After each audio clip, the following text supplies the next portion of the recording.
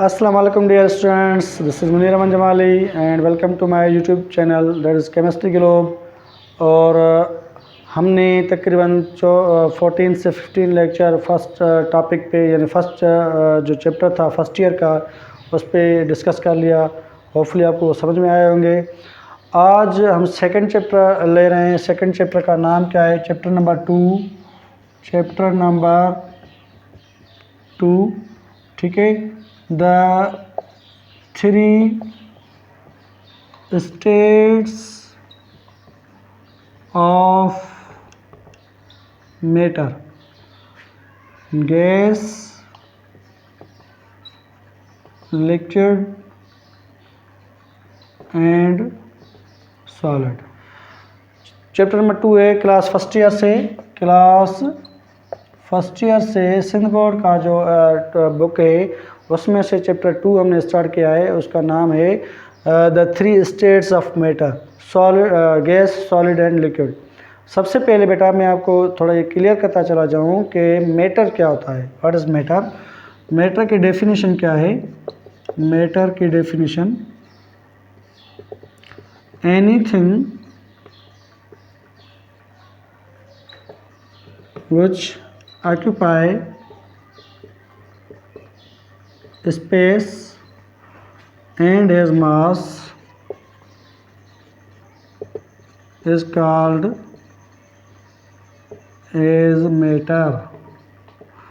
Matter जो word है वो मटेरियल से लिया गया है और उसका जो मेन मकसद ये है कि ऐसी चीज़ जो अपनी स्पेस को, अपनी जगह को ऑक्यूपाई कर सके और अपने अंदर कोई मास रखे तो उसको हम कहते हैं मैटर। ठीक है जी। मैटर क्या है? Anything which occupy space and has मास। ऐसी चीज़ जो स्पेस को यानी कि कोई जगह को ऑक्यूपाई करे एंड उसके अंदर कोई मास हो तो उसको हम कहते हैं मैटर। अब मैटर के इसमें 3 कॉमन स्टेट्स होते हैं। एक होता है गैस, दूसरा होता है लिक्विड, तीसरा होता है solid. There are 3 states of matter. Number 1 gas. Gas क्या होता है बेटा? It has neither definite shape nor definite volume. एक ऐसा स्टेट जिसमें कोई डेफिनेट वॉल्यूम ना हो और ना ही डेफिनेट शेप हो तो उसको हम कहते हैं गैस। हाँ, वो अपने किसी भी कंटेनर के अंदर शेप को ऑक्यूपाई कर सकती है लेकिन उसके अंदर कोई भी वॉल्यूम वगैरह डेफिनेट ना हो तो उसको हम कहते हैं गैस। थोड़ा मैं टर्मिनोलॉजी आपको समझाऊँ उसके बाद मैं डिस्कस कर रहा हूँ उसके ऊपर। उसके बाद नंबर 2 है लिक्विड। ठीक है जी। Liquid it has definite volume but have no definite shape। it takes the shape of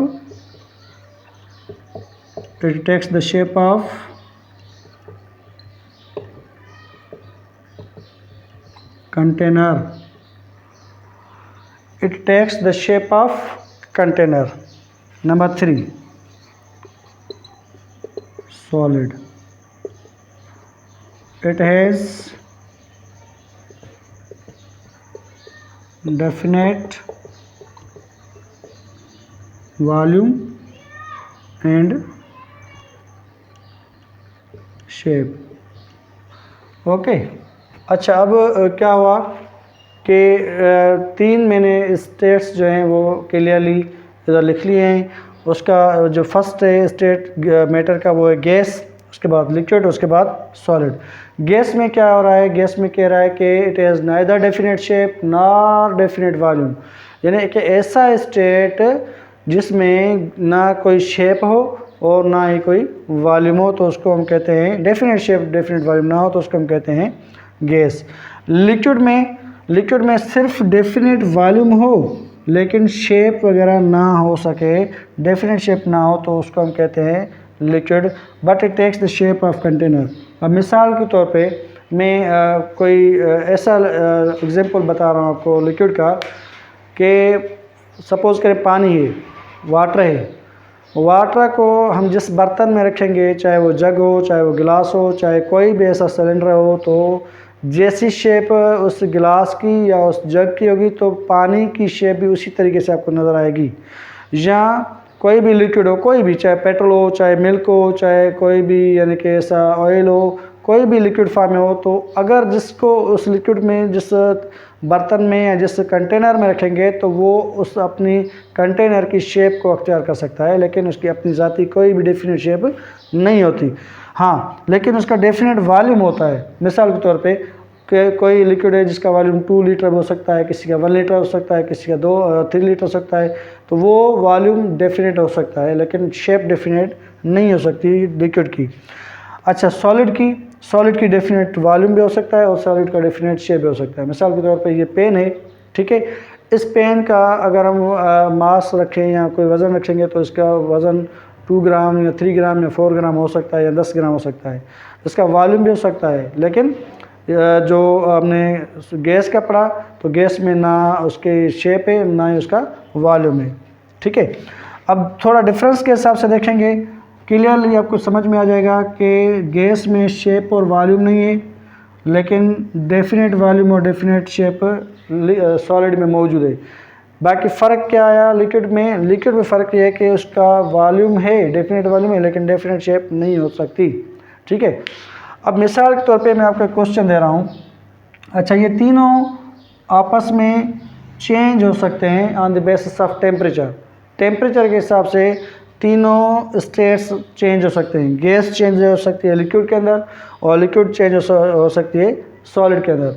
अगर गैस होगा, टेम्परेचर बिल्कुल कम होगा तो गैस कन्वर्ट हो सकता है लिक्विड के अंदर, उसको हम कहते हैं लिक्विफेक्शन, ठीक है। उसके बाद जब लिक्विड को और ज़्यादा हम फ्रीज करेंगे और ज़्यादा टेम्परेचर कम करेंगे तो वो कन्वर्ट हो सकता है सॉलिड के अंदर, तो वो उसको हम कहते हैं सॉलिडिफिकेशन। तो ये तीन यानी स्टेट्स होते हैं वो आपस में इंटर कन्वर्ट हो सकते हैं। अगर सॉलिड होगा तो सॉलिड लिक्विड हो सकता है और लिक्विड गैस हो सकता है on the basis of applying the high temperature.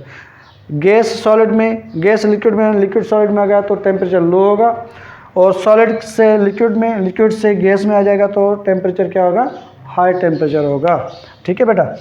अच्छा, मॉलिक्यूलर अरेंजमेंट क्या है इसकी, मॉलिक्यूलर अरेंजमेंट कैसी होगी तीनों की, थोड़ी मॉलिक्यूलर अरेंजमेंट देखें। उसके बाद हम इसके डिटेल में काइनेटिक मॉलिक्यूलर थ्योरी हम पढ़ेंगे और उसके जो यानी कि बहुत सारे पॉइंट्स हैं काइनेटिक मॉलिक्यूलर थ्योरी की, वो हम क्लियर करेंगे। सबसे पहले गैस है। गैस के जो मॉलिक्यूल्स होते हैं वो बहुत ही दूर दूर होते हैं। Molecules of the gas are very far from each other. जो गैस के मॉलिक्यूल्स होंगे बहुत एक दूसरे से दूर होंगे, और जो लिक्विड के मॉलिक्यूल होंगे, लिक्विड के मॉलिक्यूल क्या होंगे, थोड़े करीब, यानी कि there is a little space between the molecules of liquid. और गैस यानी कि सॉलिड के जो मॉलिक्यूल्स होंगे वो बहुत ही करीब होंगे। There is no free space, इसमें फ्री स्पेस नहीं होगी।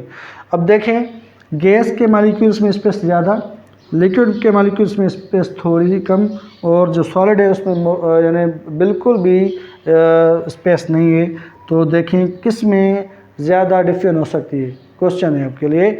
क्या है बाबा, डिफ्यूजन किस में होगी ज़्यादा, गैस में होगी या लिक्विड में होगी या सॉलिड में? Definitely gas diffuse very rapidly because due to the because there is a greater space between the molecules of gases, and liquid diffuse slowly.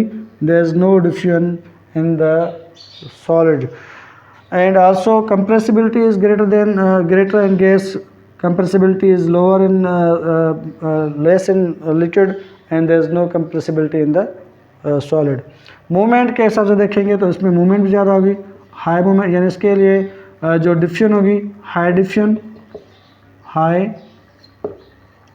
Diffusion होगी इसमें, ठीक है। मूवमेंट भी हाई होगी, मूवमेंट ऑफ मॉलिक्यूल्स भी high होगी, और उसके अलावा कंप्रेसिबिलिटी भी हाई हो सकती है, कंप्रेसिबिलिटी भी हो सकती है इसके अंदर, ठीक है, by applying the high pressure. इसको हम पढ़ेंगे कंप्रेसिबिलिटी क्या होती है, बिहेवियर्स के अंदर क्लियरली करेंगे। लिक्विड में लो डिफ्यूजन बहुत ही यानी कम होती है, और उसके अलावा लो मूवमेंट या लेस मूवमेंट होती है इसमें, मूवमेंट ऑफ मॉलिक्यूल्स, और जबकि इसमें कंप्रेसिबिलिटी भी ना होने के बराबर होती है लेकिन कम होती है as compare to the gas. While solid में no diffusion, no movement, no compressibility, ठीक है बेटा। अब क्वेश्चन आ रहा है, मैंने आपको सबसे पहले आपको थोड़ा बताया कि भाई गैस कन्वर्ट हो सकती है लिक्विड के अंदर, और लिक्विड कन्वर्ट हो सकता है सॉलिड के अंदर, सॉलिड भी कन्वर्ट हो सकता है लिक्विड के अंदर, और लिक्विड भी कन्वर्ट हो सकता है गैस के अंदर। अब क्वेश्चन है आपके लिए, क्वेश्चन क्या है, क्वेश्चन एमसीक्यूज़ के हिसाब से बिल्कुल इजी मैं आपको क्वेश्चन दे रहा हूँ कि which of the following exist in all the three states of matter। कौन सी एक चीज़ है कॉमन जो तीनों स्टेट्स में हो सकती है। For example petrol, option B water, option C alcohol, option D ether. कौन से इसमें कॉमन चीज़ है जो सॉलिड भी हो सकती है, लिक्विड भी हो सकती है, और वो गैस भी हो सकती है, कौन सी है? तो डेफिनेटली इसका आंसर जो होगा वो वाटर होगा, क्योंकि वाटर में क्या होता है, जो गैसेस होंगी वो कंप्रेस होके कंबाइन होती हैं लिक्विड के अंदर, और लिक्विड वही जो होगा वो कन्वर्ट होता है और ज़्यादा कंप्रेस होता है वो सॉलिड के अंदर। फिर सॉलिड को अगर हम थोड़ा हीटअप करेंगे तो वो कन्वर्ट होगा लिक्विड के अंदर, फिर वो कन्वर्ट, और अगर हम इसको हीटअप करेंगे तो वो कन्वर्ट होगा गैस के अंदर। तो वाटर वाहिद सबस्टेंस है जिसमें तीनों स्टेट्स हो सकती हैं, सॉलिड, लिक्विड और गैस, ठीक है बेटा। होपफुली आपको ये समझ में आएगा। इंशाल्लाह हम नेक्स्ट लेक्चर में इसकी काइनेटिक मॉलिक्यूलर थ्योरी पे डिस्कस करेंगे। टेक केयर, अल्लाह हाफ़िज़।